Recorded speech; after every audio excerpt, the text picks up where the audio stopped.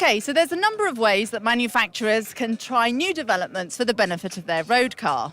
But there is nothing like competition for pioneering new technologies, whether it be from speed, safety or efficiency.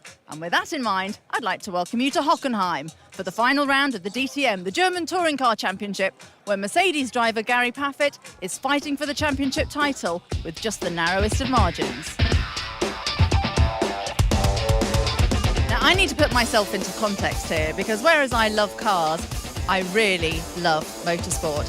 And I've been racing since I was 13, and I can tell you from experience, I know how these guys are feeling as the clock ticks down to the start of their race.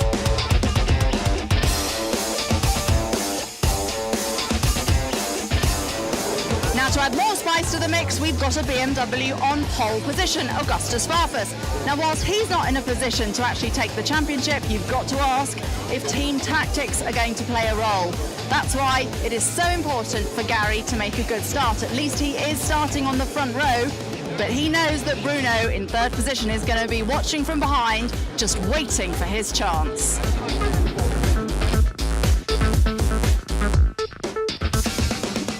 Do you feel ready?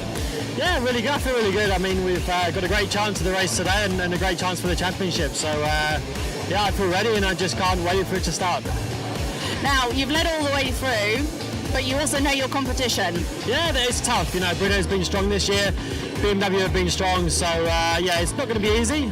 But, you know, we've got a good car and I'm confident, yeah.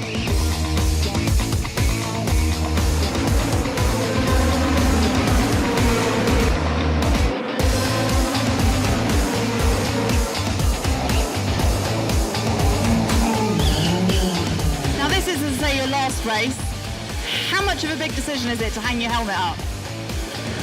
Not really. I think there's phases in life, isn't there? You know, you have your kiddie phase, you have your student phase, you have your grow up and get a job phase, and you know, I'm into a different phase of my life now, so it's not difficult. You know, I love motor racing, but unlike some who think they're still getting quicker as they're older, I don't believe that's the case.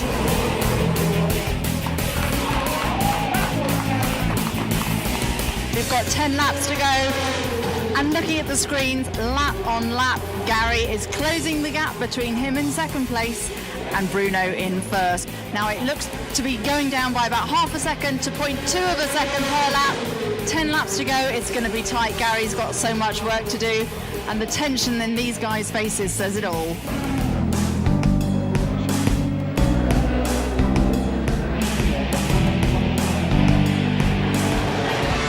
Bitter disappointment for Mercedes.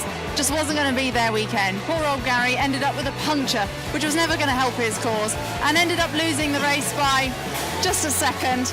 And it was going to be a few points, but just a few points too many. Well, that's it for this time on MB Reporter.